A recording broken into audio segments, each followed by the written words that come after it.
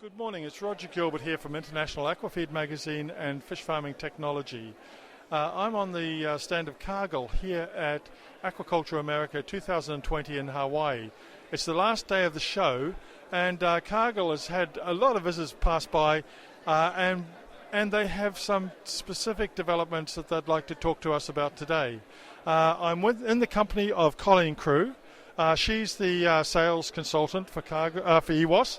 And for EWOS also we have Carrington Gorman, who's on her right, and Alan Edsall.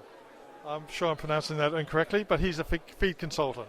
So Colleen, can you tell me a little bit about what Cargill is doing, some of the developments that are occurring, please? Sure. Thank you so much. So we made some pretty significant investments for this show. Obviously, we have rolled out a new marketing platform. It's not always been a space we have owned very well.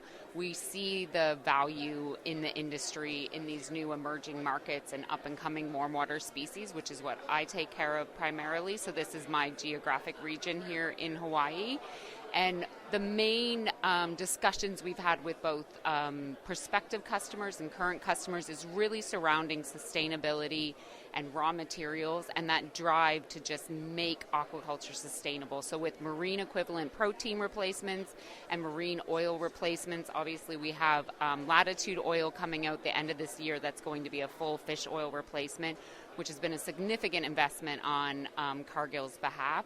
And so this has really been a great opportunity for us to gain valuable market insights in order for us to expand our current market portfolio and develop new products that fit with also current and prospective customers' needs.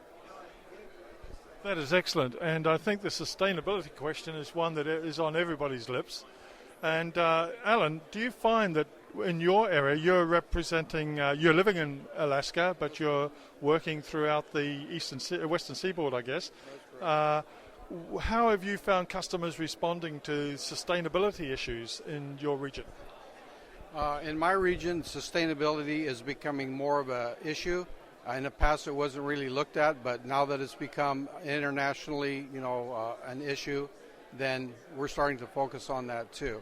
And the other thing is, along with the sustainability issues, we're looking at also reducing some of the prices of some of the feeds due to various causes, such as transportation is becoming increasingly difficult. So the more we can save, the more we can increase health benefits and use the sustainable resources to do that, then the better off things will be. And how have you found the show itself in terms of the international connections that are here present? Well, as far as the international connections, I find them very fascinating because I'm able to understand what some of the people are doing in various parts of the world.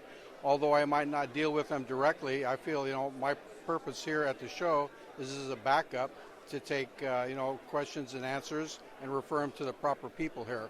My responsibility now mainly is in an enhancement field, so not so much internationally and commercial. I have some segment of a commercial operation in Northern California, but I'm handing that off to my colleague Colleen.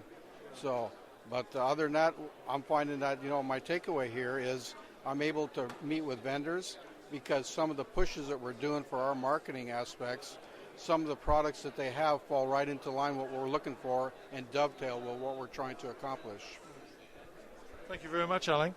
And Carrington, coming to yourself, what are your takeaway messages from the show? How has the show been for you in terms of gaining more connections with customers per se, or an international aspect as well?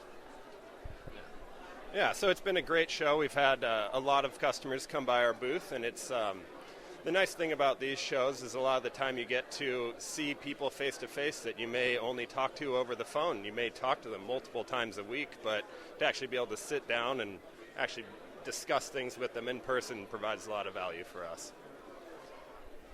Thank you very much. It's interesting that we have three people around the table today that represent Alaska, Washington, and California, all the way down in this region. And of course, our magazine was wanting to look more at these markets in terms of aquafeed production and the impact it has on the environment and also its sustainability. So I think in future we'll be hearing a lot more from EWOS and a lot more from these regions. But thank you guys very much for your time. Thank you. Thank you. Yeah, thank you. Appreciate it.